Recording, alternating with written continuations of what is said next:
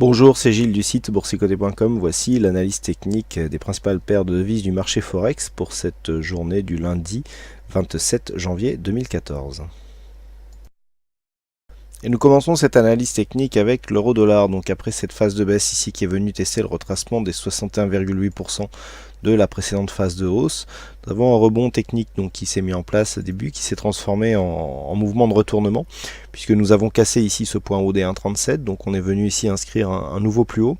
Alors il y a eu un faux signal ici de consolidation, puisqu'on est venu ici tester 1,37, on est venu marquer ici un premier point de consolidation, puis on est remonté tout de suite pour inscrire ici un point haut à 1,3740.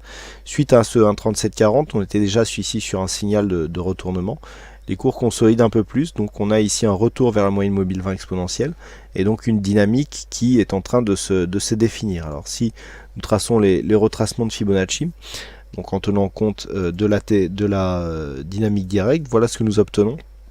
Alors c'est assez intéressant, sur ce mouvement, on voit bien ici que, alors on va supprimer, hop voilà, on voit bien ici que sur ce mouvement, donc on a un point haut, on a une zone de 23,6 ici qui a été cassée, donc consolidation marquée, et puis sur cette bougie, eh bien, on est vraiment venu marquer un point de contact avec le retracement des 38,2% de Fibonacci. La moyenne mobile 20 exponentielle ici se trouve en support juste en dessous. Il n'y a pas eu contact au moment où le cours était ici, la moyenne mobile devait être un peu plus bas, et même là il n'y a pas contact, donc on peut dire qu'on est venu dans cette zone. Pour l'instant il n'y a pas rebond puisqu'on reste ici sous la résistance des 1,3680, mais si les cours remontaient ici au-dessus de cette résistance, on pourra avoir un suivi de mouvement assez intéressant, puisque nous aurions ici une dynamique assez forte, avec donc un dépassement d'un précédent plus haut significatif, consolidation sur le 38,2 et sur la moyenne mobile 20 exponentielle. Si on confirme ici, eh bien, il y aura lieu de définir cette dynamique comme étant une dynamique porteuse et dynamique, puisqu'on a ici tous les éléments qui sont réunis pour la définir telle qu'elle. Donc là, tant qu'on est au-dessus de cette zone des 1,3650, on est potentiellement dans un mouvement de retournement assez fort qui peut porter la paire de devises euro-dollar au-delà des 1,38. Si on venait à casser ici cette zone, la zone 50-61,8 qui se trouve entre 1,3628 et 1,36, sera la dernière zone de retournement possible pour garder la dynamique haussière donc définie par ce mouvement haussier. Sur une cassure ici des 1,3602, eh bien il y aura invalidation de cette dynamique avec un possible retour donc sur le retracement total des 1,3516 qui signerait la fin de la dynamique haussière impulsée par ce mouvement court terme. Sur le câble, donc la paire livre sterling contre dollar américain, nous avons, suite au mouvement haussier qui a permis l'inscription d'un nouveau plus haut, nous avons une phase ici de baisse assez marquée vendredi, qui a rebondi aujourd'hui. Alors, sur ce mouvement, on voit bien ici que l'enfoncement avec la moyenne mobile 20 exponentielle est relativement fort. On est venu marquer ici une phase d'exagération que je vous avais signalé vendredi, et suite à cette phase, on réintègre et on rebondit. Donc, il faut vraiment prendre cela, on ne peut pas considérer que nous sommes ici dans une phase de continuité haussière. L'enfoncement de la moyenne mobile 20 ici exponentielle a été beaucoup trop fort. On est revenu beaucoup trop près ici des précédents points bas. Donc on peut considérer ici sur cette phase de consolidation qu'il y a quand même une rupture dans la dynamique. Il n'y a qu'à tracer la zone de support donc, qui part de cette zone et puis qui passe un petit peu par les précédents points bas. On voit bien qu'il y a ici une rupture par rapport à cette zone, et même si on repositionne ici la résistance sur par exemple ce point bas, voilà, on peut trouver quelque chose finalement qui ressemble un peu à ça.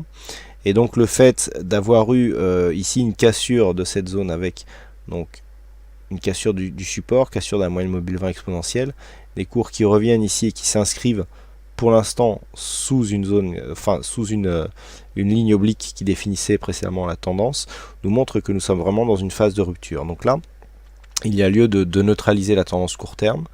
On reste ici pour l'instant sous cette zone des 1,6585 et cette zone fait bien office de résistance. C'est une zone qui avait déjà été identifiée auparavant, qui avait joué ici son rôle sur cette phase de hausse, puisqu'elle avait été précédemment résistance. Ensuite on avait consolidé, on avait cassé cette zone, on était revenu dans un premier temps sur cette zone résistance comme un support, on avait rebondi légèrement pour reprendre cette bougie, finalement on a cassé, dans l'élan on casse ici la zone de support oblique, donc on a deux infirmations de tendance ici sur cette simple bougie, et puis donc on vient trouver un point bas ici sur une zone secondaire à 1,6480 avant d'inscrire un rebond.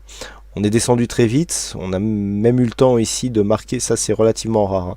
On a eu le temps de marquer ici une phase d'exagération à l'intérieur des bandes de Bollinger. Ça c'est, il faut le souligner, ça arrive, en général quand ça arrive les retours sont assez rapides.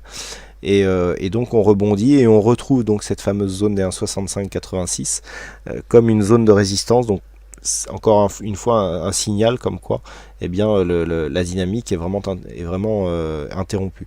Donc là, tant que nous sommes ici sous cette zone où il y a bien une rupture de tendance, donc on repart soit pour une phase de baisse qui sera actée par une cassure baissière de cette zone des 1,6480, donc on repartirait sur un biais baissier court terme.